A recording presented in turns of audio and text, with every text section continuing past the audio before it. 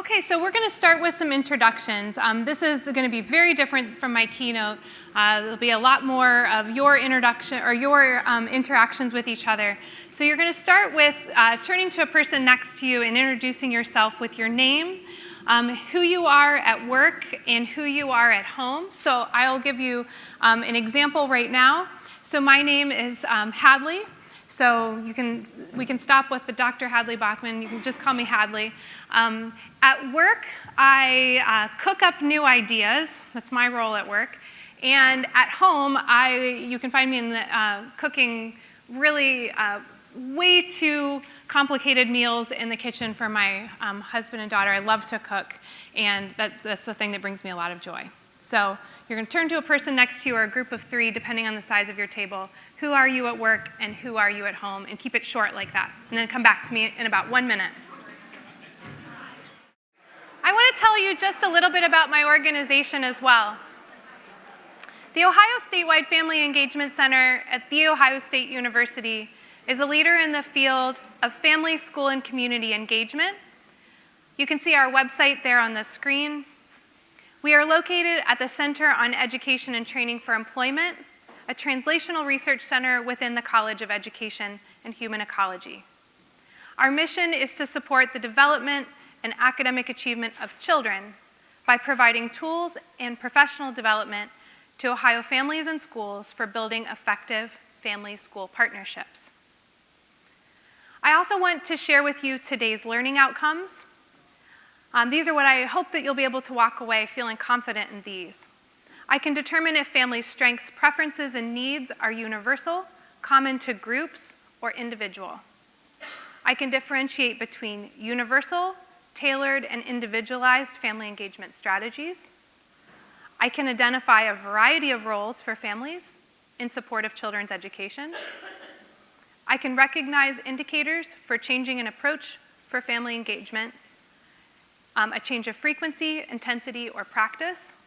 And I can begin to create a multi-tiered plan for family engagement. And that word begin is very important. So you'll start a plan today, but I hope that you'll take this plan back to the settings that you're from and the teams that you work on and continue the planning process. Because any kind of good, robust plan takes more than the amount of time we'll have together. But we do have 2 hours together, which is why we have so many learning outcomes today, and I'm excited to be able to be here with you today. I also want to acknowledge sort of my partner in this work, Dr. Barbara Boone. She's not here today, but if you have attended any professional development with the two of us, you know that it's really, this work is hatched from the two of us together. So if you ever have an opportunity to hear her speak or hear her work in this area, I really encourage you to seek out her scholarship as well. She's an inspiration to me. Our agenda today, we will first talk about what is family engagement in general, because I really want to set a frame of reference for all of us so we all are talking about the same thing. So we're going to talk about a different metaphor than the one that I used in my keynote earlier. We're going to talk about a space launch. And then we're also going to talk just a little bit about a research model by Hoover, Dempsey, and Sandler, two researchers. And they really talked about what really motivates families to get involved in their children's education. And this was eye-opening to me when I first learned about it, and so I wanted to share about it with you. Then we're going to get into the meat of what we're talking about today, a tiered approach to family engagement. And then we'll practice building a plan in a few different ways. Talk about a way of self-assessing plans using an acronym called PARADE. Then you'll have a little time to start building your own, and then we'll reflect and debrief as a group. So this is what we're aiming for. We know that children succeed. So thinking about children's success like a space launch. We know that children succeed when families, schools, and communities work together. So helping our children succeed is like NASA's mission control. So we haven't had a space launch in a while in the United States, but if you think about a space launch needing lots of different roles like astronauts and scientists, mathematicians, also needs kind of everyday tasks like janitors and builders and all different kinds of roles working together. So we need all of those different roles working together to help student learning take off. Everybody has a part to play if we want a successful launch. It's not just up to teachers or families. The most successful launches happen when we coordinate really well together, when we communicate, when we listen well, when we value and include the perspectives of everybody from their different expertise. And when things don't work well, when things don't go as planned, we work together to get it right. You can also think about things like gravity holding us back, sort of the situations and the contexts, whether that's in the school or in the community or in the home. So all of those spheres of influence, anybody who's followed Joyce Epstein's work, you know about the spheres of influence. So that gravity could occur in any of those places. And then also the fuel that could come from any of those places, the home, the school, the community, that helps push up that launch, okay? So that's why we like that metaphor, that each role is equally important. You know, we couldn't have a space launch with just astronauts. We couldn't have a space launch with just mathematicians. We need all of those roles working together.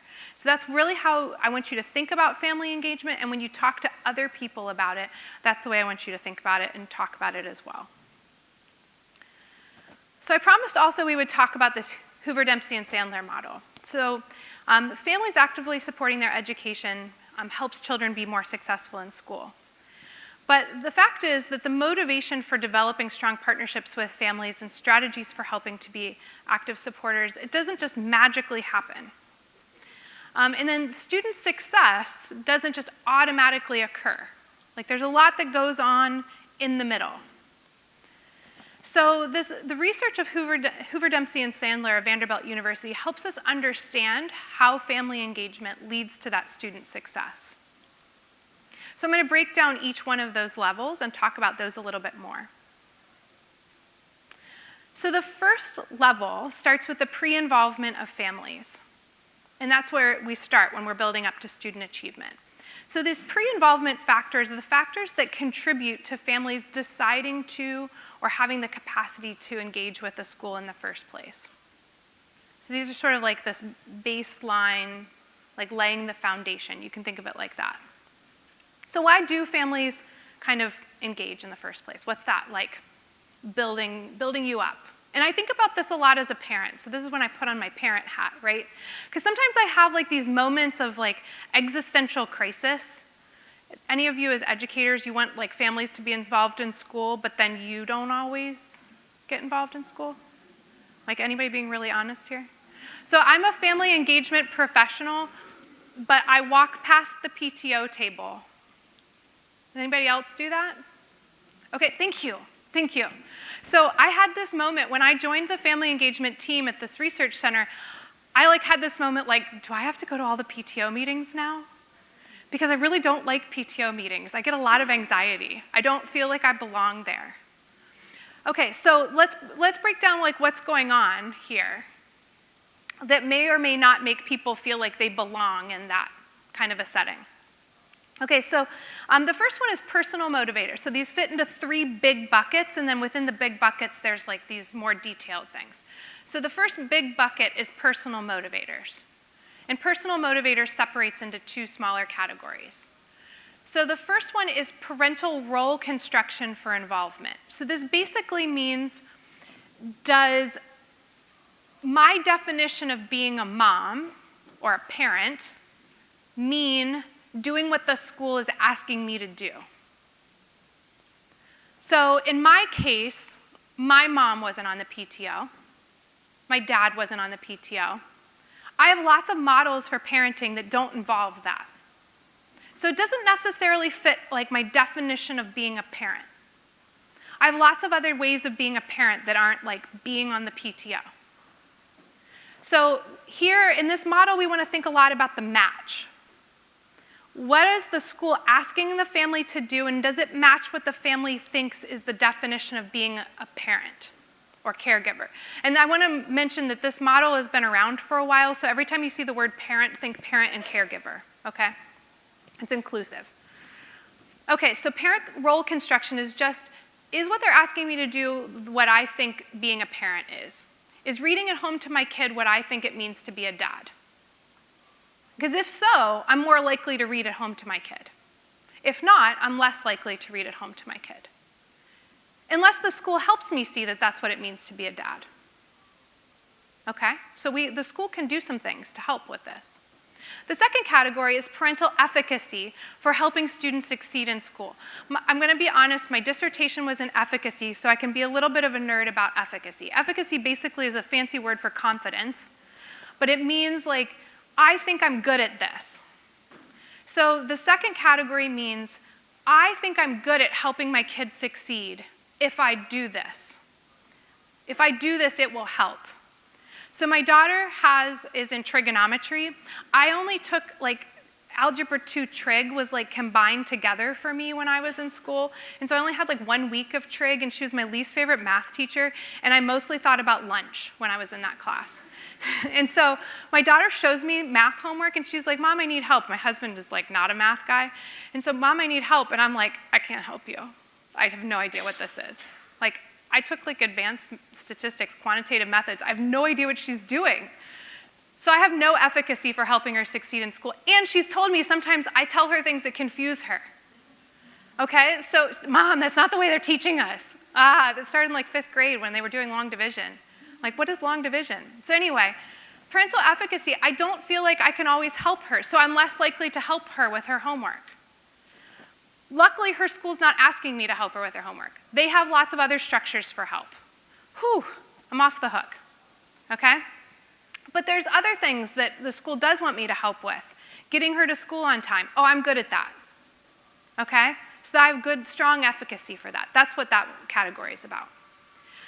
The next category is a little bit more self-explanatory. Perceptions of invitations to be involved. The only thing I really want you to notice there is perceptions. Sometimes we as a school think that we've invited people, but they don't perceive our invitations. Okay? So that goes back to my muffins with mom story. The school probably felt like they invited everybody, but then my friend didn't feel invited. Sometimes they literally don't perceive the invitation because it got lost in a backpack. That's real life. There's general school invitations. Those have a weaker correlation or a weaker connection with people actually feeling invited. If you get a general invitation, you're like, I can ignore that. That doesn't really pertain to me. They didn't really mean me. I'm busy. But specific invitations from the teacher or specific invitations from the student, those are harder to ignore. Families are much more motivated when they get specific invitations. When a teacher says, oh, it would really matter if you came to this. When a student says, Mom, Grandma, please come to or would you read me this book? That really matters. There's an IEP meeting we really want you to attend. Much more likely to come than open house night for everybody. Less likely. Okay? That's general invitations. Those are invitations. Remember, you have to perceive the invitation. If you never got the message, you didn't perceive it. Last one is life context variables. Okay, so parental knowledge and skills, that has to do with knowing where, having the skills to help their child with academics and social emotional learning. So if you understand phonemic awareness, if you understand letters and sounds, then you're more likely to be able to help. And then you can make up songs and help, sing songs and help your children understand phonemic awareness. My husband teaches phonemic awareness at school. I taught English to middle schoolers. It's remarkable how many sounds I don't know. I thought I knew how to read, and I really don't have any phonemic awareness. It's kind of scary. So parental knowledge and skills, that's that category. Knowing about how, another example for older kids, how something you're learning in school matches a career, that's parental knowledge and skills. Schools can really help with this. This is what we're learning this week. This is what it means in ordinary terms. This is how it connects to the real world.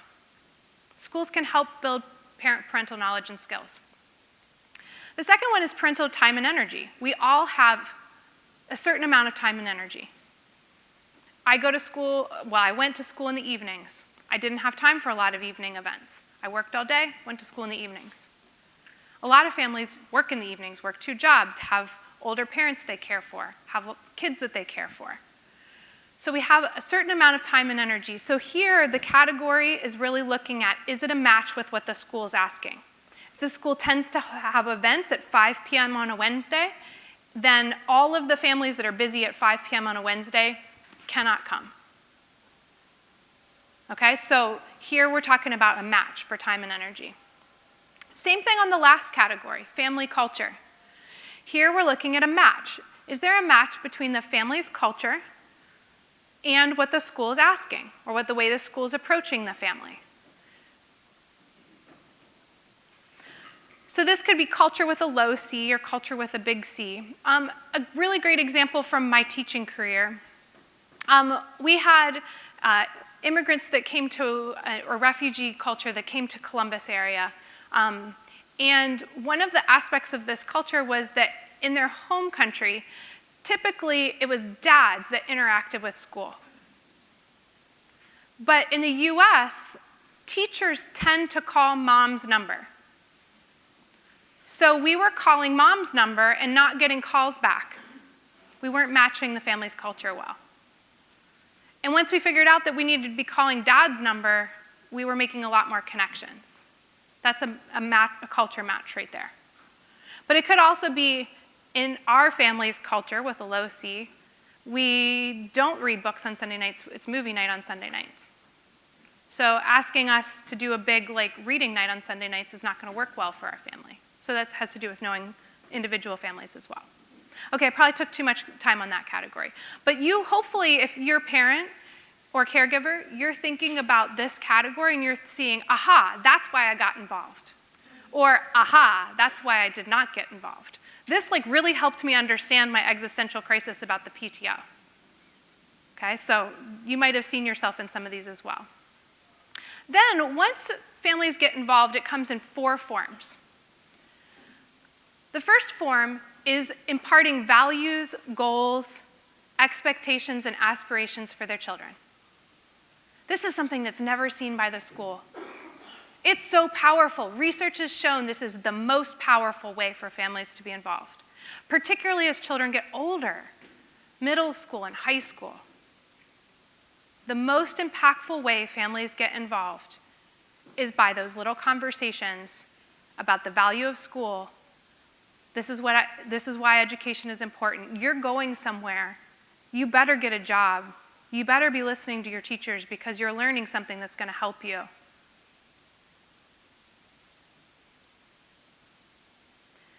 Then there's involvement activities at home, reading to your kids, practicing spelling lists, waking them up in the morning. Is your lunch packed? All of those little things parents do every day.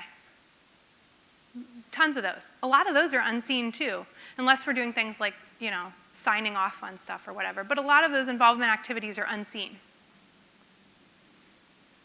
Then there's parent, teacher, and school communication.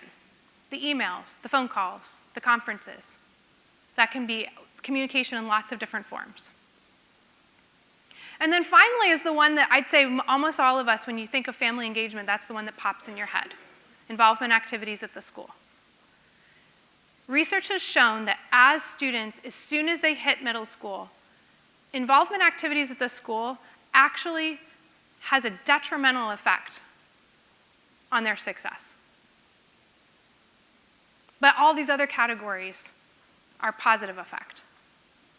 But we keep doing the same thing over and over again because we're thinking about family engagement in the same ways. But you could think, how can we set them up to have great conversations about how trigonometry is going to help them in the future, which I still don't know because I remember I only had 1 week of trigonometry and I'm doing fine. So I need some help with that conversation, right? Because if my daughter says, why do I even need trigonometry? I'm like, I don't know. You probably don't. So, so I need help with that conversation. That's what I mean.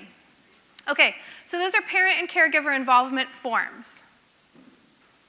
I mean, she's going to be more successful than me, so I need to know that answer. Okay.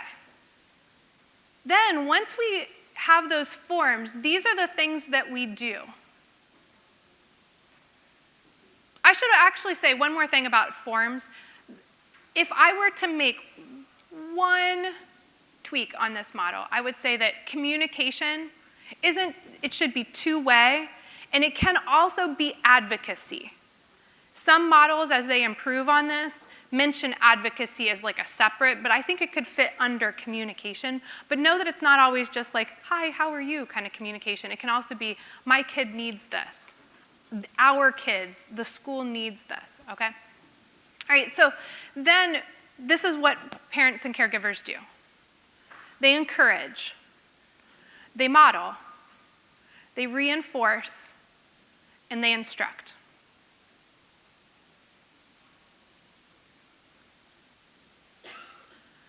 And then my favorite thing about this model, because so many family engagement models forget about the kid. Because family engagement is not just the school and the parent and caregiver. There is a third person involved. This word mediated means that there's like a filter in there. So in this filter, there's also the kid. And the kid perceives the parent or caregiver's efforts.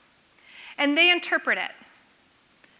So I might think I'm encouraging my daughter. You saw a picture of her earlier. And she might think I'm nagging. And then she might be like, I'm not going to do my trigonometry because my mom's really annoying.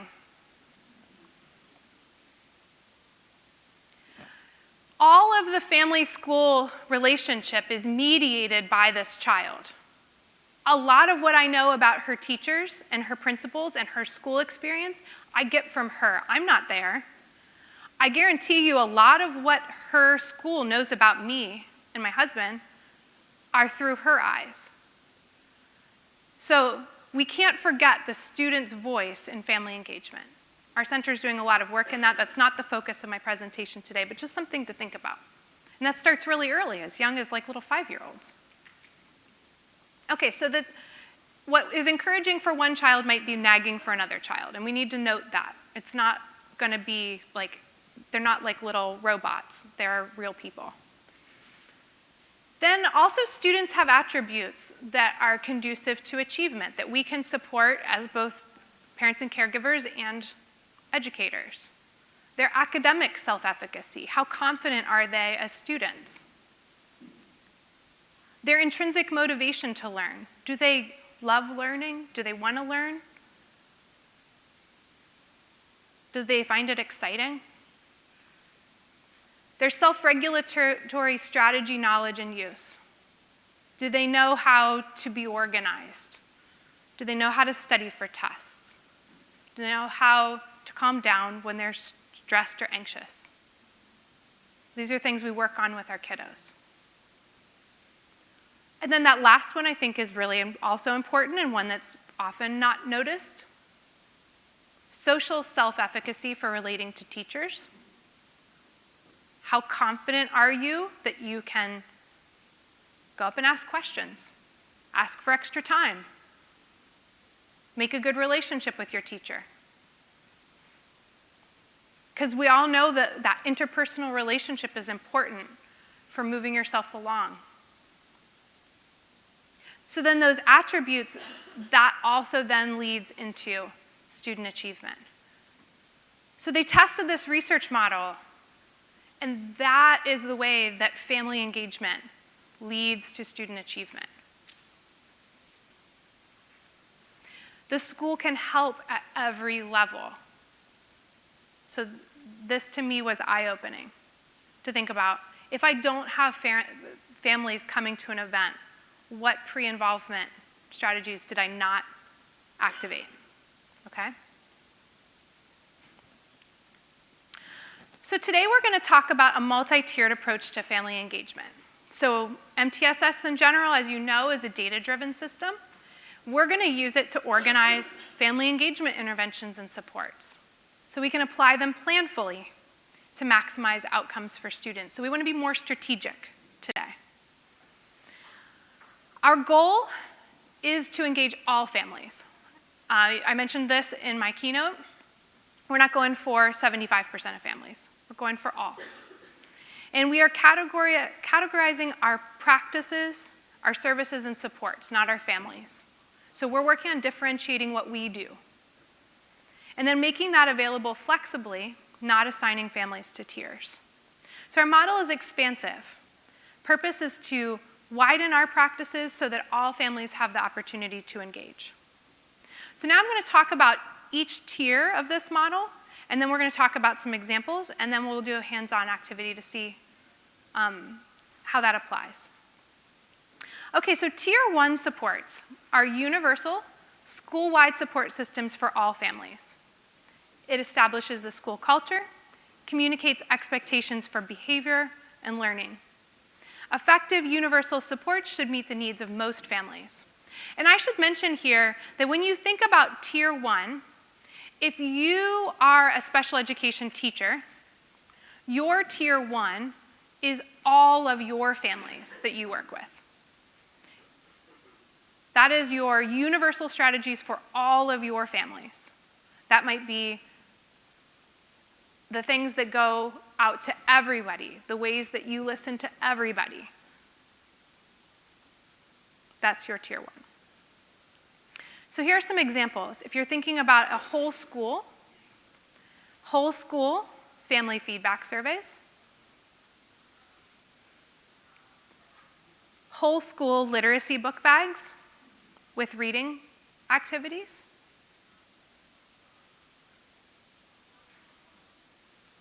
events such as open house, family teacher conferences,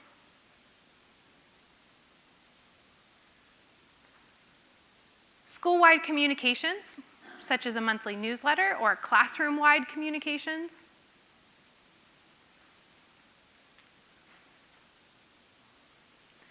Turn to a person next to you. Can you think of another universal strategy?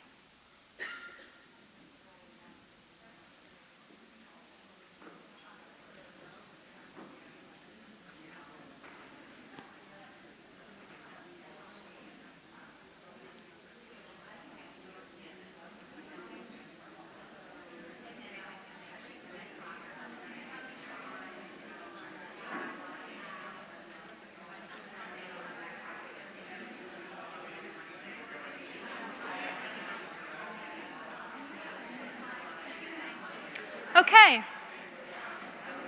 Tier 2. Tier 2 supports are programs and strategies for groups of families who need additional support or want to be engaged at a deeper level. Families received tailored supports and opportunities based on their needs or strengths that are more intense or more frequent. I want to make it clear that any of the strategies made available at Tier 2, that those families also would be receiving all the strategies at Tier 1. So it's not like if you receive Tier 2 strategies that you don't receive the classroom newsletter, you would also receive that. Okay, so let me give you some examples. And as I move through examples, I want to mention that some of these are going to be site-specific. So like, you can't design this without having like a place in mind. We're centering families, right? So center families first. So when I talk about some of these, like, this might not be a Tier 2 in your site. So for example, translated communications. If you have a subgroup that needs translated communications, then that would be a Tier 2 practice. However, if at least 80% of your families need Tier 2 or need translated communications, then I would recommend that that become a universal practice. And then it's Tier 1. So for some schools or some settings, that's universal. If you are an ESL teacher, then that's a universal practice. Focus groups for in-depth feedback in a specialized topic. I put such as a dress code, but it could be such as anything, such as a reading curriculum, such as how to meet the needs of students with autism. So a focus group. So I also want you to notice that this focus group, this is strengths-based. We have a group of people that knows something more, and we want to learn from them. So we're moving away from thinking about families in a deficit-based way in this model. So sometimes it might be people want something more,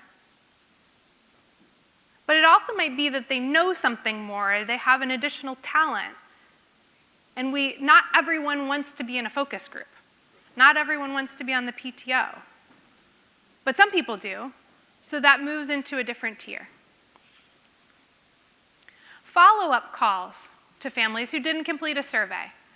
If we ask them to put their child's name on the survey, for example, and we know who didn't complete the survey, and we would like to follow up and make sure that we reach out to everybody because we want 100% participation on a survey, then we might follow up. Volunteer opportunities.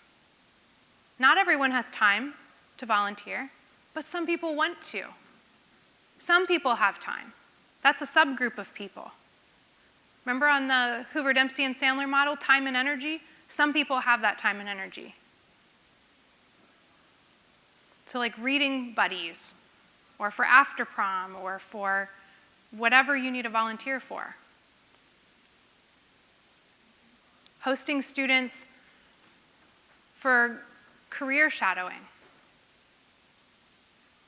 Again, turn to somebody sitting next to you. Can you think of another tier 2 opportunity, strategy, meets the need of a subgroup within your setting?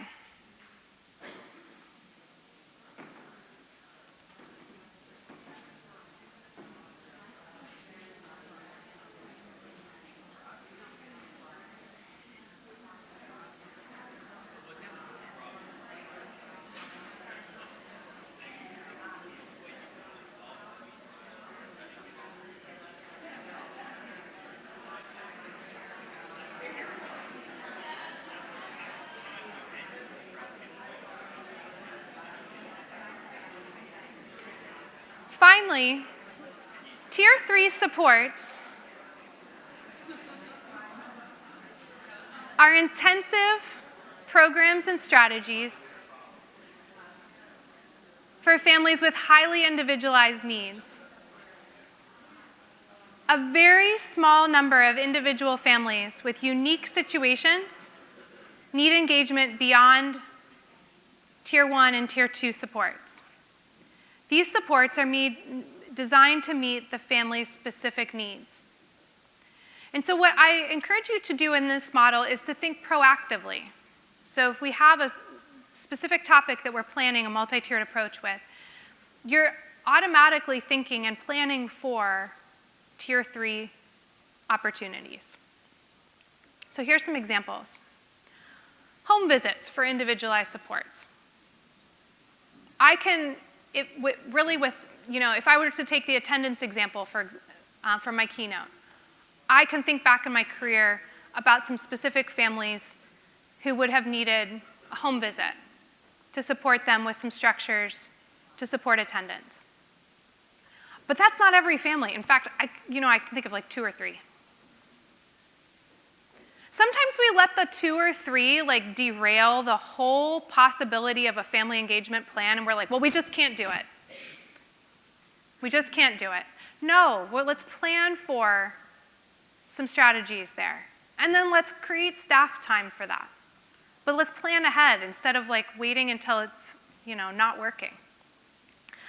I want to mention there are very few schools doing home visits as a universal practice.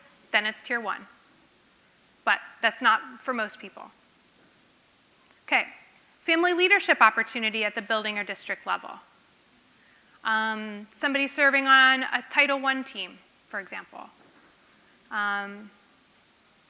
So leadership, not every family has time for being on a building leadership team or district leadership. Family requesting individualized support. If a family reaches out and says, I need individualized support. A family attending a board meeting or calling an administrator. I didn't love those administrator calls when I was a principal, but I can plan for them. That's going to happen.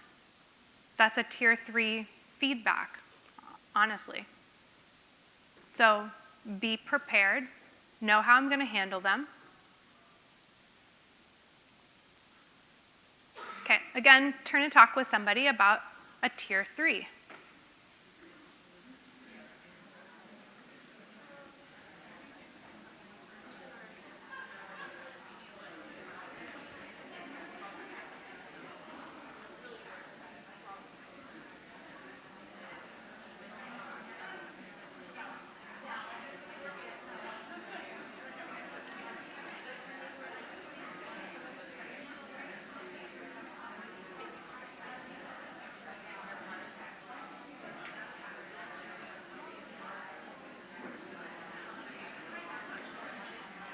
Okay, I'm going to keep us moving along because I want to make sure to give you plenty of planning and practice time. Okay, so briefly, I want to go over what the difference is between a multi-tiered approach to family engagement and MTSS that we might use for students. So first, in a multi-tiered approach for family engagement, we're centering families. Thank you.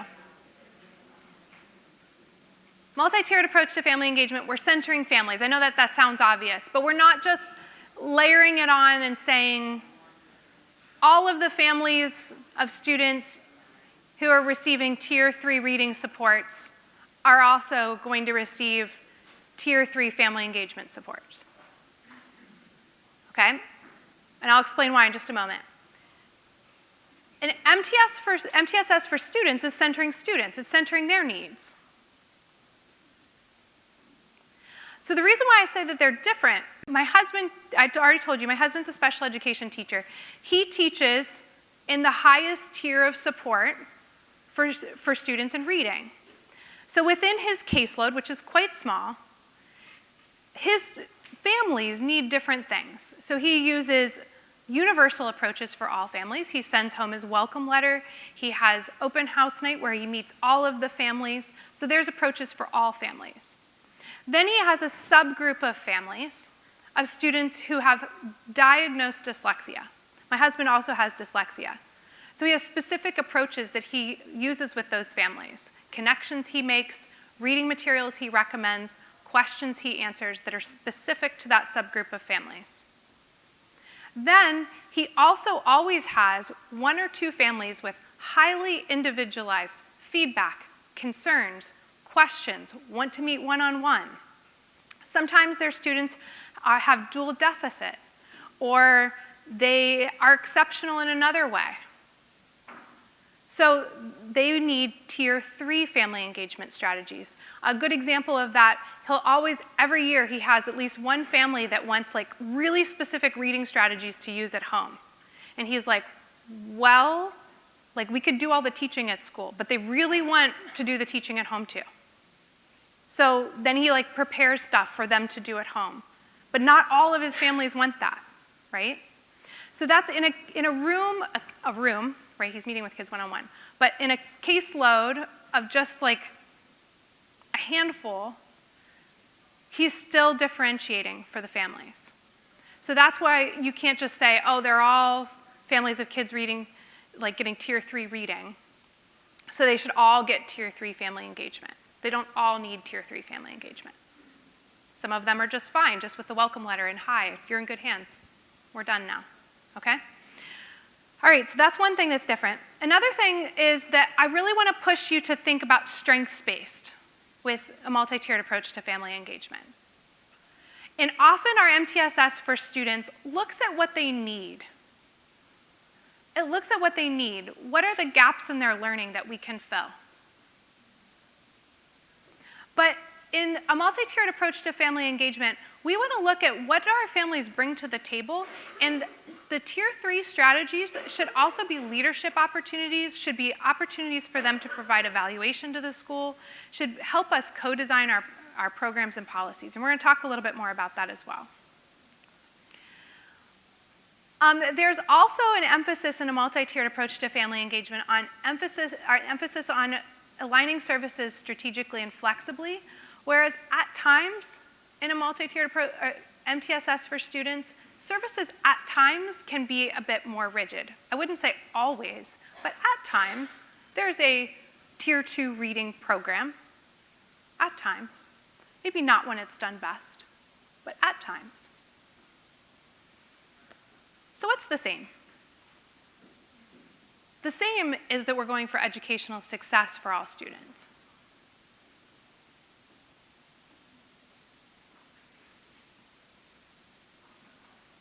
That's the same. So we need to keep that goal in mind. All of our family engagement should be working towards student success. I feel like we're on a wild ride in here with temperature. It's great. It's like we go to Alaska, and now we're like in the Caribbean. It's like you never know. Okay. All right, thanks for joining me on like all of this background knowledge. Now we get a chance to play around a little bit. Okay. So you have on your tables these trifold mats. So if you could assign one person to opening up your trifold mat. And if you're at a table with like 2 people or 1 person, you might want to join another table that's small, or else you can stick with just 2 and then you get to be a little bit more hands-on. And then you have 2 envelopes, and you need the envelope that's on top. I think it's labeled number 1, I hope. It says MTSS sort. And one person, you're in charge of that envelope. Don't give it away yet. Lucky you if you grabbed it. Ah, I saw you.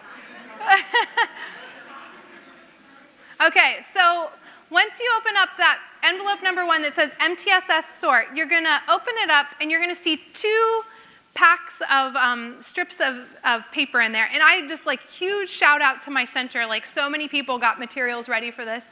One of them is strips that are red. And I think they have a star, maybe a red star. Someone help me, yeah. So just in case colors aren't good for you, there's also a star to help you. So those are the family needs and preferences. And you're going to be sorting those into 3 tiers. So if you look at that trifold, at the bottom is tier 1, in the middle is tier 2, and at the top is tier 3. And within each of those tiers, you'll see labeled family needs and preferences, and then the school response, the school response is the other part. So we're just in the family needs and preferences sections right now. So you have 5 minutes as a table. What I would do is if you're the person holding the strips of paper, the red strips, we're only on red strips right now, I would very quickly pass them to other people so you don't have to do all the work. And you're going to have 5 minutes while the music's playing to like decide, are they tier 1, tier 2, or tier 3 needs and preferences? I loved walking around to your tables. So many of you were just rolling right through, and I think that you noticed that all families got you into tier 1. Like if all families needed something or wanted something or had a certain strength, like you were putting that into tier 1. And then you were like noticing that like a family or a parent, and you were putting that into tier 3. And so then groups of families, a group was getting put into tier 2 a lot, and that was great. The only one that seemed to be tripping up people, and I think it's because it was talking about 2 different things, was a parent with expertise. That should be in tier 3.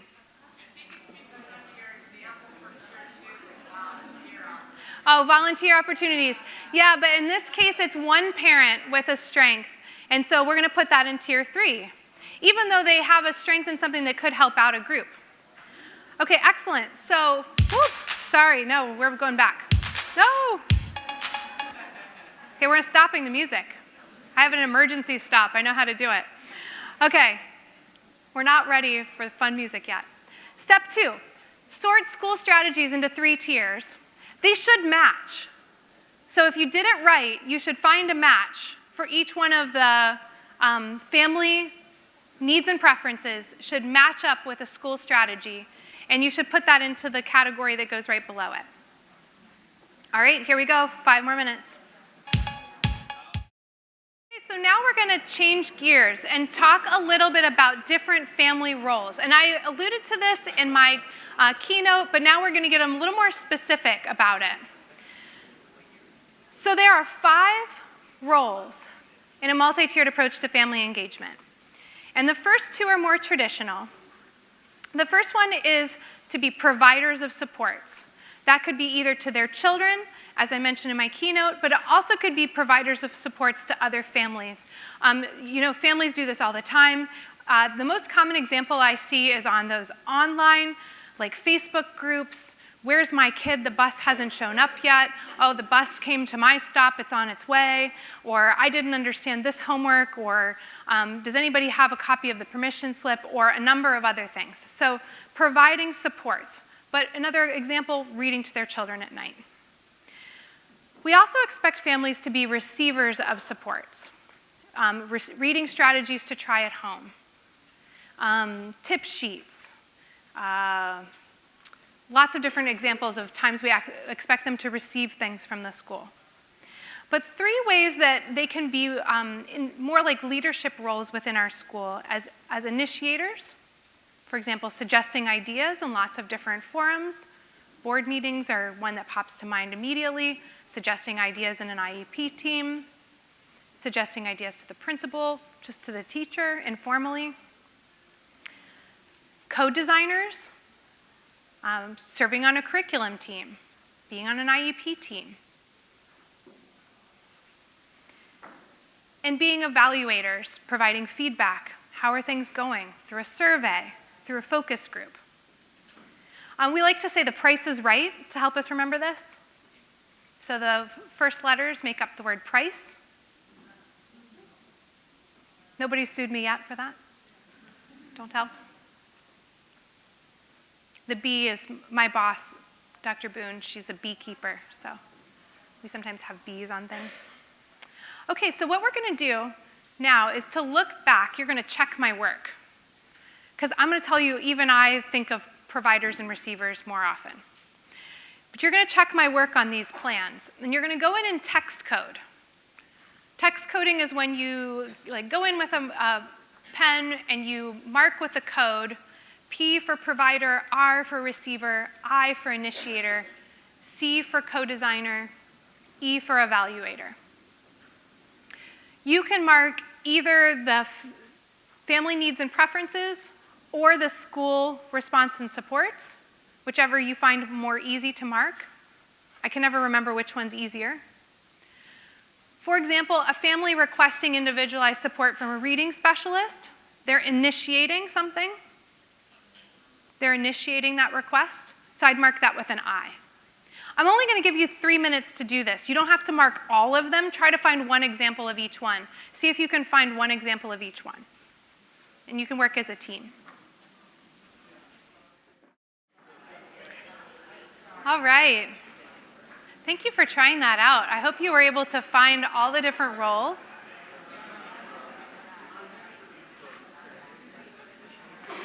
So we have one last thing to talk about before we try creating our own plans, and that is how to determine when to change approaches. So for this, we use data decision indicators, and data can come from school, the school itself, from families, from students, or the community. So one item of data that we might use is that if current universal practices, so those tier 1 practices, are not reaching 80% of our families, then they're not universal enough. So if we're hosting a big event and calling that a tier 1, and only like my lonely learning celebration, and only 3 families are coming, that's not tier 1. So that goes back to my, we keep doing some things that out of tradition, but they're not actually things that are working. So that's one way that we can tell we needed to change our approach. I also want to remind you that adapting an approach can mean increasing or decreasing. So if we're using an approach like calling home, that's a common family engagement approach. We have a student whose behavior is a concern. So we are calling that family as a tier 3 strategy, and we're calling them regularly to update about behavior. And then we notice that either the student's behavior gets worse or the family stops answering the phone. That's an indication that we need to back off out of a tier 3 approach and move back into tier 2 or tier 1. So sometimes it can mean decreasing our approach as well. Or things have improved with the child, and then we would decrease our approach. And it can be long or short term. So our strategies that we use could be long or short term. An example I've got there, I had a student who experienced a house fire. And so her family needed pretty intensive family engagement strategies and supports for a short time while they were living in a hotel. But then after things changed back for the family and they were able to move back into their home, then we could move back to tier 1 universal strategies, and they did not need those intensive supports.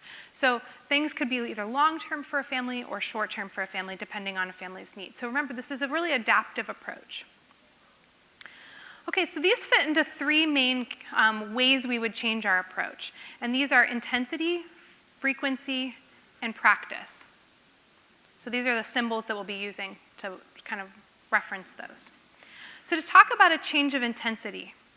A change of intensity is how deeply or intensely we are working with a family in terms of time, commitment, and effort from both the family and the school.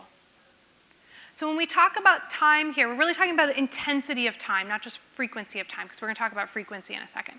So the intensity of time, commitment, and effort.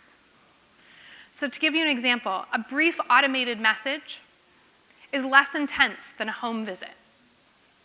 Yes, it also is like less time, but it's also less intense. I have to like clean my house for a home visit.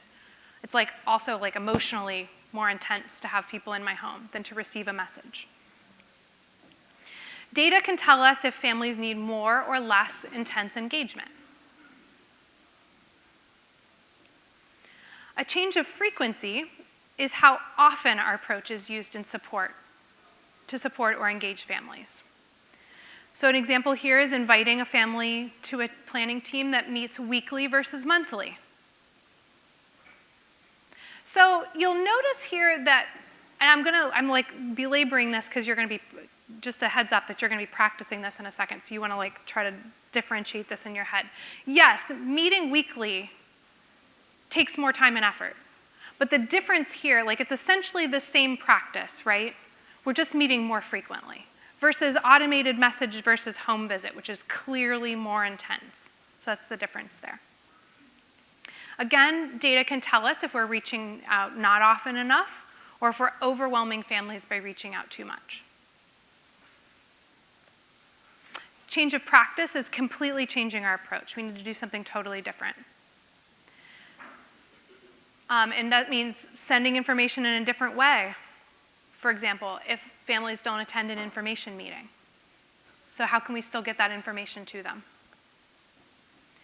And then also a reminder that feedback and requests from family is data. So all the people pulling me to their cars in the parking lot, that was data. So instead of getting defensive about it, that's data for me. Okay, so we're gonna practice this.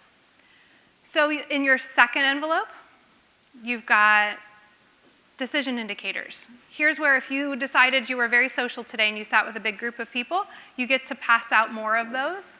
If you just have 2 of you, maybe each of you take 2 to start with, and then if you wanna take some others, you can take some others. Maybe. Yep. Also, I believe all of my materials are available online somewhere. So if you wanted my slides, you can find them later. I know I'm moving quickly through the notes. Okay, so what you're gonna do is read the scenario to yourself. Then you're gonna think about what type of change of approach happened, whether it was frequency, intensity, or practice, and why. Some of them are trickier than others. So it's okay if you got a tricky one. You're not being graded. No one's gonna like give you negative points. It's all right. Don't let this get your test anxiety going. And then you're gonna share with your table. And if you don't know for sure, just talk about it with your table. It'll be okay. And we're gonna take 10 minutes for this. So if you're at a smaller table, do a few of them. Like use up your whole time on what you have. I think there's 10 of them in the envelope, so you have enough for 10 minutes. for a minute earlier. So I think that was actually your 10 minutes. So I had a good discussion with the table over here about one of the items that made it sound like a case manager was calling every family in the school, which is both a change of practice and also way intense. But when I wrote it, I really meant for it to sound like the case manager was calling their own caseload. And so it was meant to sound more clearly like a change of practice. But I do want to note that when we write these, we write them specific for each group. These were written specifically for you. And we have, there is overlap between frequency to intensity or intensity to practice. Unless it's exactly the same type of thing, it's hard for it to not be at all a change of intensity when you change in the other types of ways. So what's the point of talking about that if there's blurry lines over the categories? Well, the point is that sometimes we only think of one way of changing things. I often thought about changing frequency of my contacts with families. Oh, I'll just contact more often or less often. And without thinking about the other ways we can change things. Like maybe we just need to do something different. Maybe what we're doing doesn't work.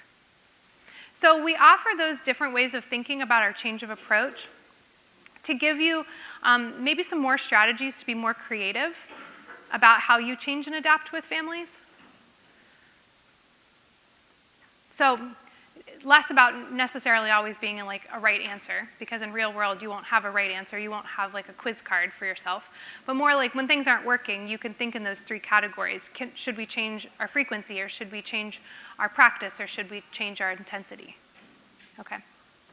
All right, so we have an opportunity now to build a plan together from scratch. This is a little scary because I'm literally going to be typing into a plan at the same time as you're going to be answering my questions. So my slides currently, if you were here before, I was typing testing into a slide. So I'm literally going to be typing things that you tell me to type. So the first thing I need you to do is to try to get onto our Mentimeter so that I have things to type. Because if you don't answer my questions, I'm just going to stand here staring at you for the next 30 minutes, and that'll be really awkward. Okay, so if you like QR codes, that's there. You can use your phone. I think computers could work really well for this too. Menti.com 4813-5046 is the code if you prefer to type rather than peck answers on your phone. Because these are going to be more like short answers rather than like the word bubble thing. The way I'm using Mentimeter for this activity, before you start answering, the way that I'm using Mentimeter for this activity is kind of like, so we can avoid the running around with a microphone. It's a big room, and I want you to all feel like you can participate rather than just like 3 or 4 people. So everybody can answer my questions, and I'm going to be taking your answers, which are popping up on my iPad here, and I'll be typing them into the plan that I'm going to start putting up on the screen. Okay, anybody, I'm blabbing on because I'm giving you just a little bit more time to get your Mentimeter pulled up, because when I move off of this slide, you're done seeing the Mentimeter code, you're done seeing the QR. So if you need it, get it. Menti.com 4813-5046. If you like to type better, put it on your computer. Or you can scan the QR. Okay, access is going in 5, 4, 3, 2, 1. Maybe. Okay. So we're going to work on building a multi-tiered approach to family engagement action plan. This is what I want to equip you to be able to do for an initiative that matters to you. But we're going back to like, my district flubbed that attendance policy, so you're going to help me. Sorry, this is all about me today. So we're going to pretend like we're my school and we're updating this, or we're implementing this updated attendance policy. And we're going to go through the steps here of making a family engagement plan for this new initiative we have. You guys, you have your own initiatives. You have reading goals for students. You have behavior goals for students. You have other things that you want to implement. So you'll have your own goal in your future plans. Okay, so our district is implementing an updated attendance policy. The very first thing that we need to answer is, what is the measurable goal for students? Because in our family engagement planning, we are basing this on students. So tell me some answers. We've got some coming in here. We have 23 people who have already answered. Thank you. We've got a bunch of answers that are really good. Oh, I can see some of you guys are intervention specialists, because I'm getting like intervention specialist answers.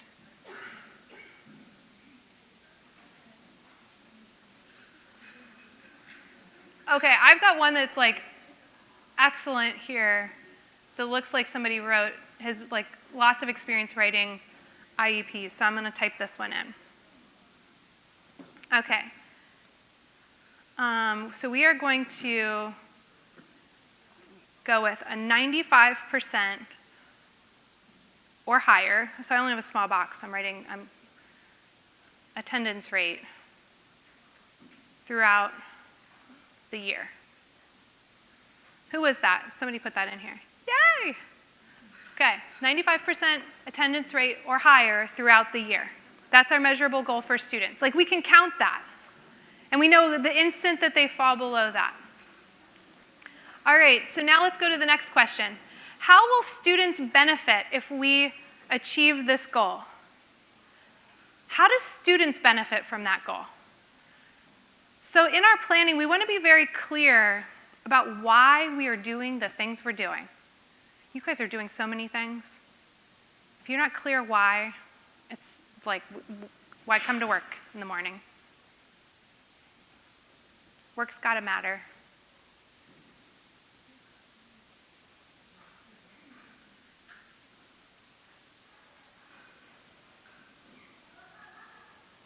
Oh, I love this one.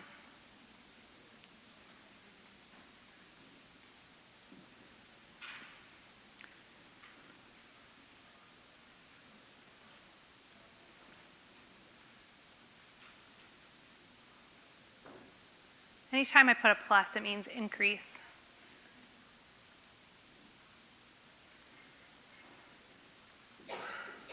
Okay, so students benefit because they build relationships, they increase engagement, and they increase academic growth. Thank you to the person who put that one in. That was great.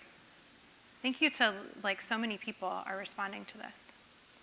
How will families benefit if we achieve this goal? So we're getting really clear about our why. Why should families care about this goal? Remember I said that the first thing in centering families is to be clear. Why does this goal matter? What is our shared goal, and why does this matter to us?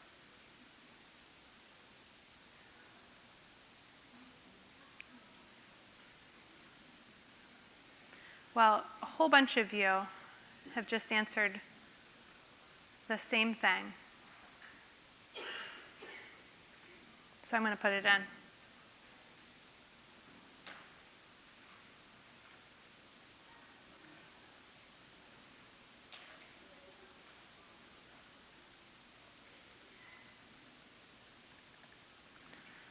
So this is a combination of a whole bunch of you.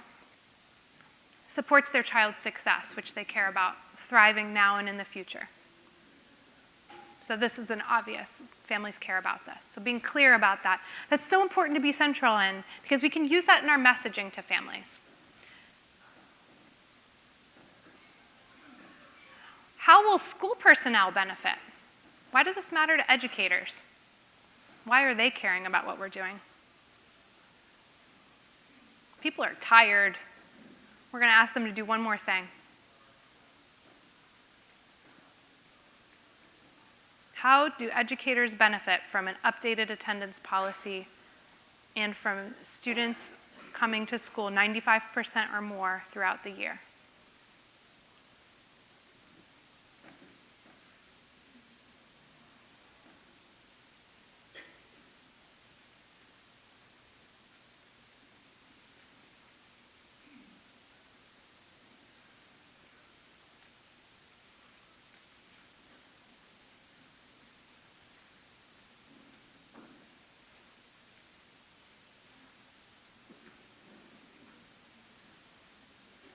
Oh, okay, there was lots of really great answers that were like, speaking to like educators' better nature, but I'm gonna pick one that's like speaks, I think, to like the heart of the matter in tired teachers in October and November. Less work supporting absent students. My husband is tired. He is tired. How many of you teach students and you have kids in a classroom? Anybody in here? Yeah, you're tired, right?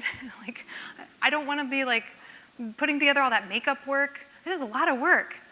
People are working really hard. Okay, so it's less work supporting absent students.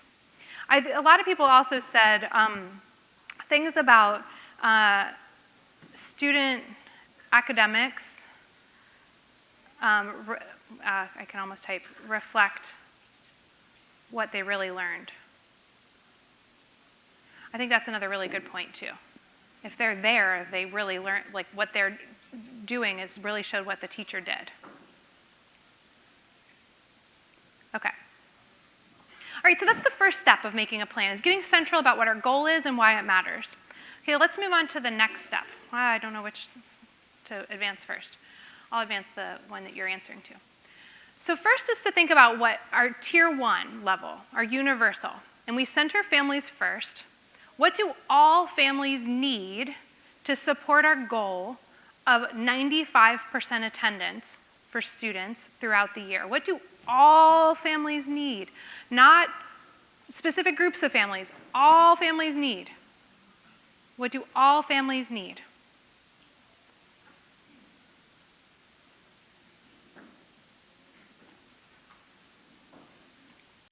What do all families need? All families need a clear policy, a calendar, transportation,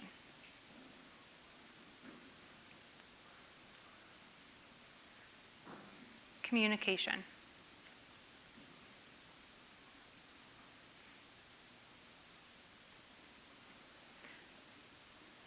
I'm loving that people are writing things not just policy, but a clear policy, understanding of the policy, reliable transportation, updated calendar. Well, you guys are in the real world here. There must be calendars that are not updated. I love it.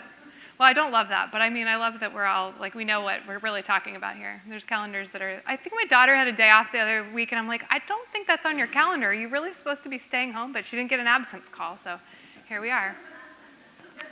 Okay, so the next question. What do all families want? What do we want, families, to support this goal? Oh, bus drivers. Yes, bus drivers, you get kids there. Sorry for my spelling, everybody. Correct your spelling.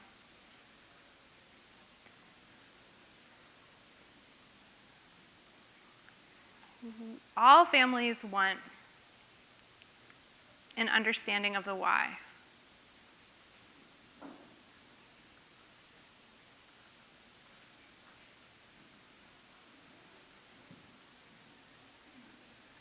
All families want patience.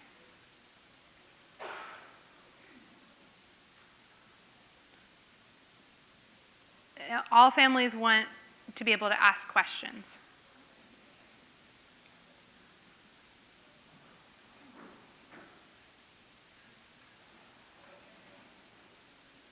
All families want a healthy kid. So we can help by setting up healthy school environments.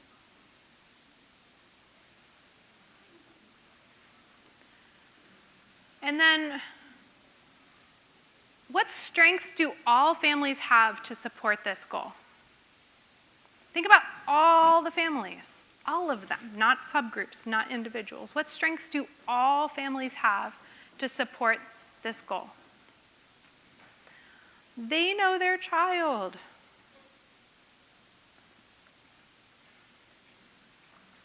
They have routines. Someone wrote their village. I love that.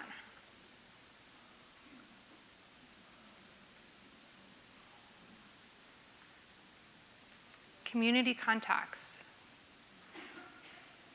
Like they know who motivates their kid best if it's not them, right? Maybe it's coach, maybe it's someone at church, maybe it's a friend. They all know that school is important. Okay, so now we're going to match up our strategies. So when you answer this question, what can the school do to meet the needs in support of the goal? Please answer the needs that we wrote up there. Policy, calendar, transportation, and communication. So when you're answering this question, answer about those 4 things that we wrote up. What can the school do to meet those needs? I might not be able to write about all of those in that tiny little box, so I'll do what I can. And I apologize that this is going to be kind of small for those of you in the back. I'll see if I can get updated slides to the organizers so that they can put these new slides up and you have this example for you. Sounds like that's something we can do. Okay, so I see clear transportation routes and times.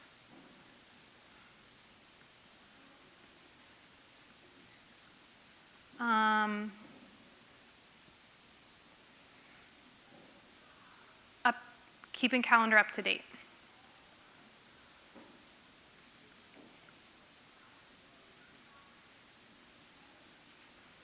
Communication systems.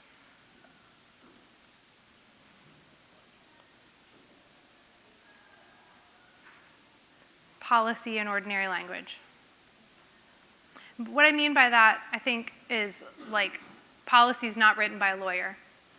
Like somebody read it who's like my Aunt Sherry and she could understand it. Okay, what can the school or organization do to meet the family preferences, those wants, an understanding of why, patience, asking questions, and a healthy kid? What can the school do for that?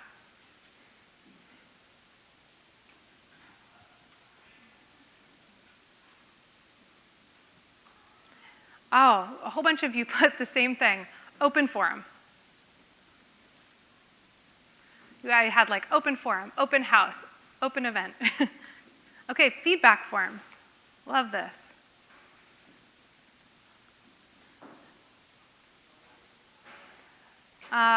Virtual FAQ. Grace period.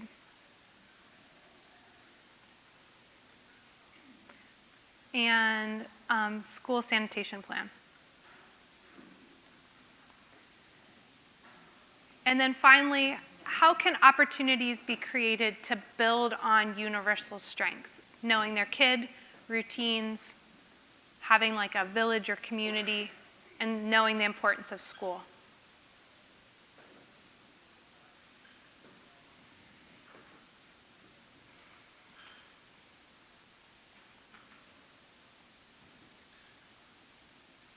Okay, surveys to learn about motivators.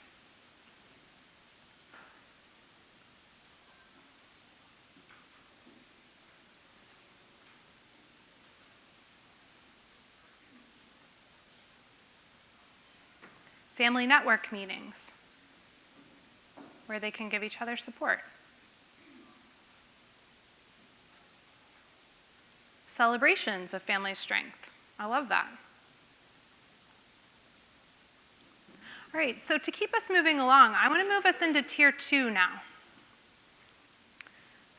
So now in Tier 2, we're going to focus on groups of families, okay? Groups of families.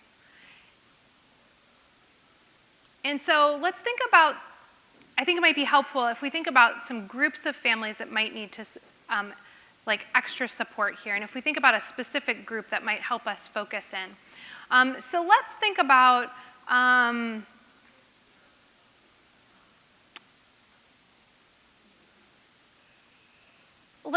students for whom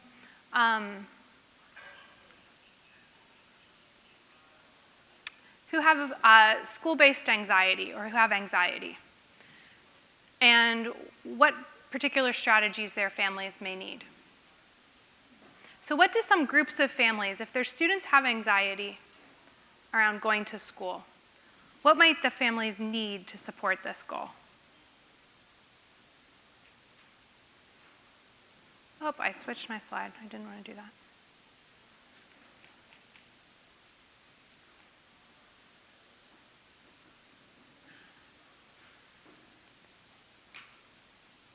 So we're skipping right away to what the schools will do. What are some needs of the family?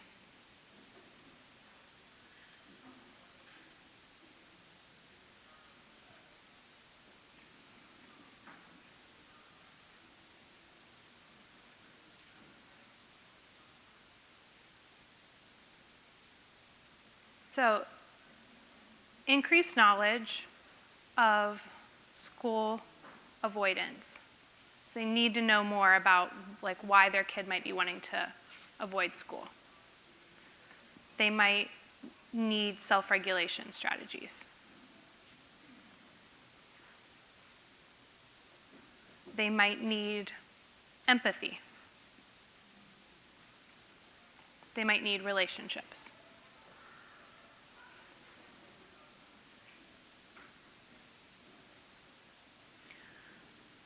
What might these families want if their children struggle with anxiety at school?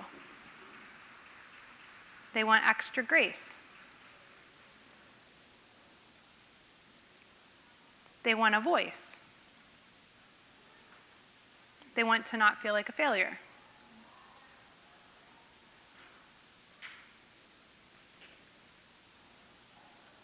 They want extra help. And they want a safe place for their child.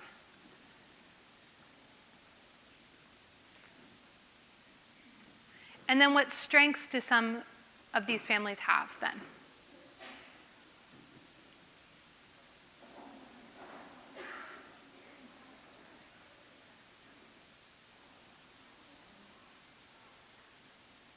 They might have a specific understanding of anxiety.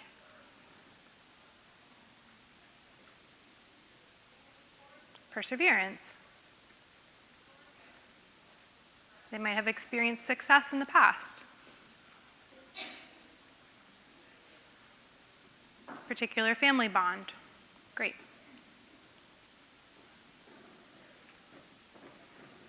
Knowledge of coping skills.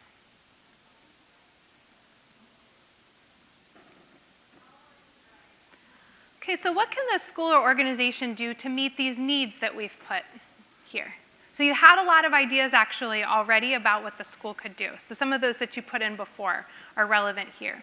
So they need, some of the needs are increased school avoidance. That's going to be a need. They need some self-regulation strategies. They need some empathy. They need relationships. So potentially a parent training. Or workshops, I like that. Social stories sent home.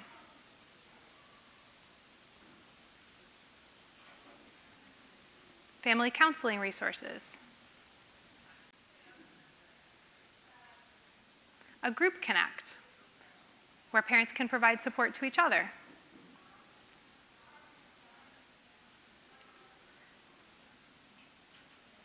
What can schools or organizations do to meet the preferences? Having a voice, some extra grace, not feeling like a failure, extra help, and safe place for their child.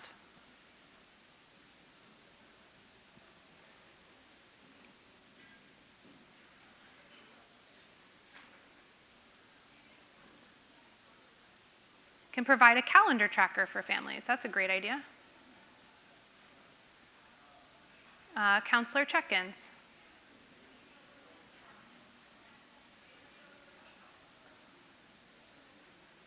Extra kindness.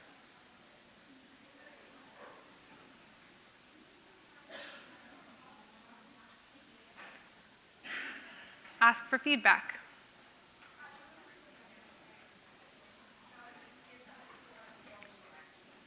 And then finally, what opportunities can be created to build on the strengths of groups of families. So we said understanding of anxiety, perseverance, experience of success, family bond, knowledge of coping skills. And here, think about the different roles. Could this group of families step into like any kind of co-design or initiation or evaluation role for the larger initiative?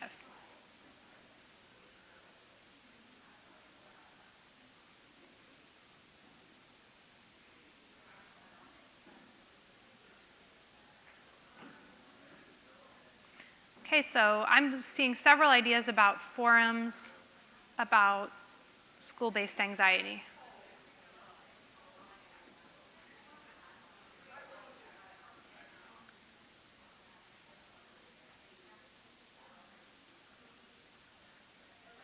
Invite to a focus group to make attendance policy more inclusive.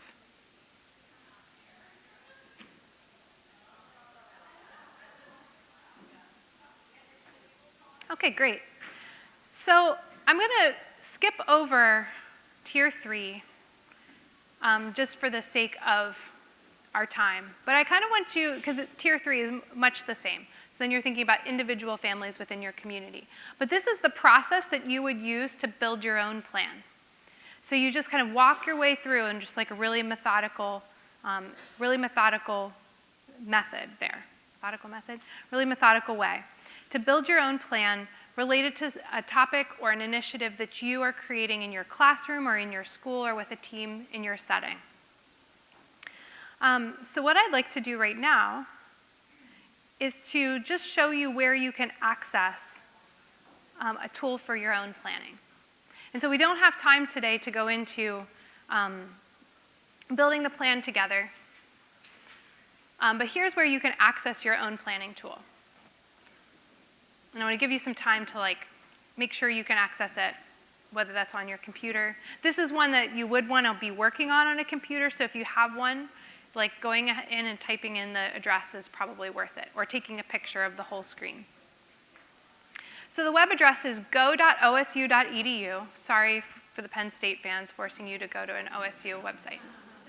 And then /MTSS FE for family engagement, plan simple. So this is our simple planning guide. And if you are a Google member, it is going to be view only. So please go to File, Make a Copy. Don't request that I share it with you, because this is just the template. I want you to make your own copy so you can edit it. So please go to File, Make a Copy so you can make your own plan. And if you're not a Google user, that's okay. You can go to File, Download, and it'll give you a Word or whatever word processing you use. And then you can type right into it. Make it your own. You want to start with the goal, and it works best if the goal is not about families. The goal should be about students. What do you want students to do? Because we work with families because we want students to be successful. We're not working with families just to work with families. So you determine a situation or initiative that would benefit from improved family engagement collaboration, and then after this session, you'll begin drafting a multi-tiered plan.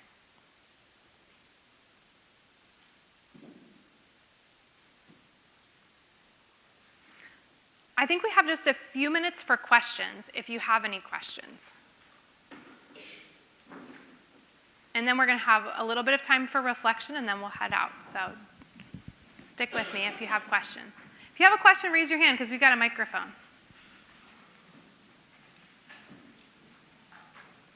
Anybody?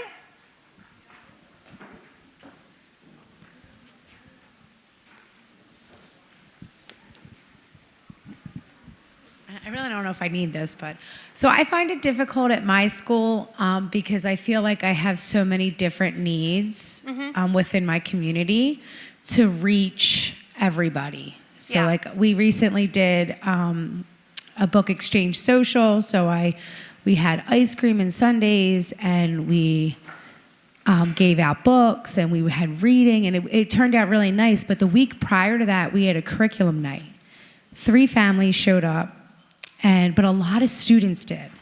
And it was funny that the students came and I was talking to them. They were like 5th and 6th graders because I serve K to 6.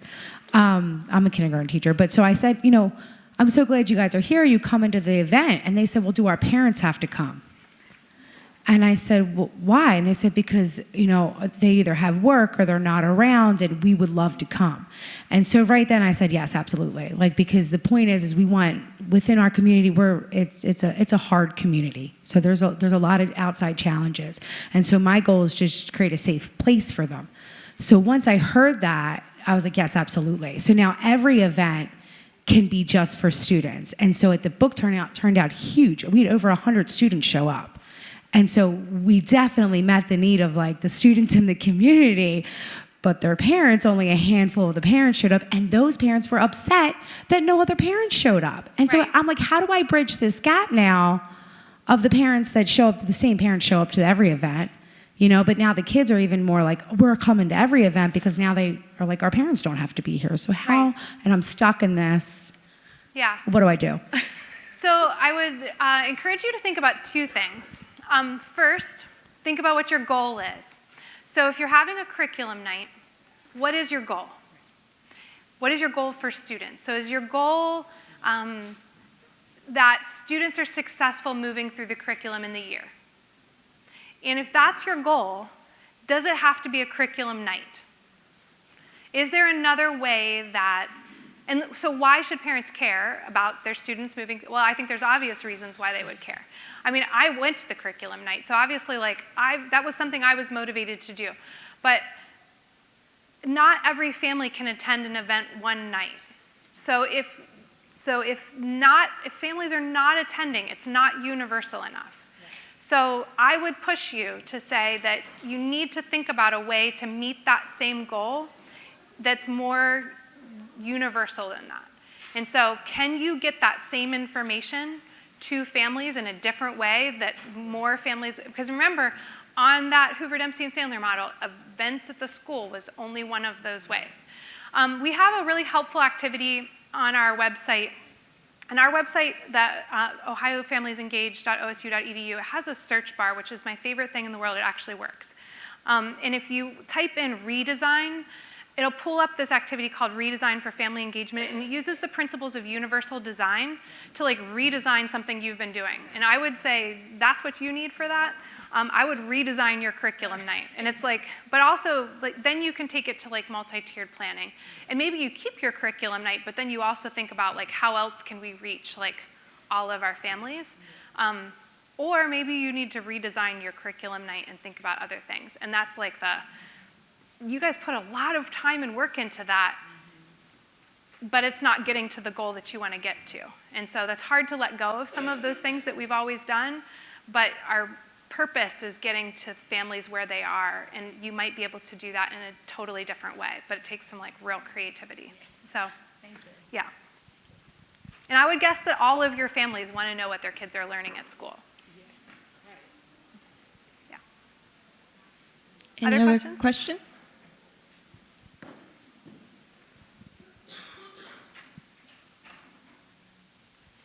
Last call. Last call. Okay, so we have one reflection. So you're going to turn and talk to the person or people you've been chatting with. It's an ABC reflection: aspire, build, connect. So what did you learn today is your aspire. What did you learn today that you want to adopt in your work? Build is, the B is for build. What steps will it take to make that happen? I always leave conferences with lots of things I aspire to do and not a lot of clear strategies, step by step, that I'm going to actually do to make it happen. And then connect, what resources and people will help support you to make it happen. And you got 3 minutes for your turn and talk, and so enjoy. All right, thank you so much for joining me today.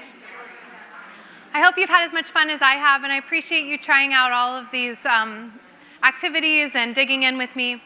On the bookmarks on your table, feel free to grab those, take back 1 or 2 of them, 3, I don't know, as many as you want.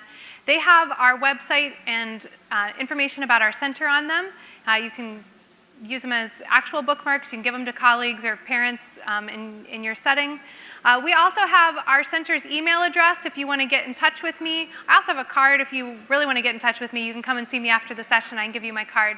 Our center's email address, you can find us on what used to be called Twitter. I don't know. Anyway, it's still Twitter in our world. And you can find us there, and then our website is also on the screen. For the materials on your table, if you could just stack them up, throw things back in envelopes, it's okay if it's not the right envelope. I'm going to come around and gather those at the end of the session. And I hope that you all travel back safely from wherever you came, and I'm headed back to Ohio today. So thanks for having me here in Pennsylvania. Bye, everybody.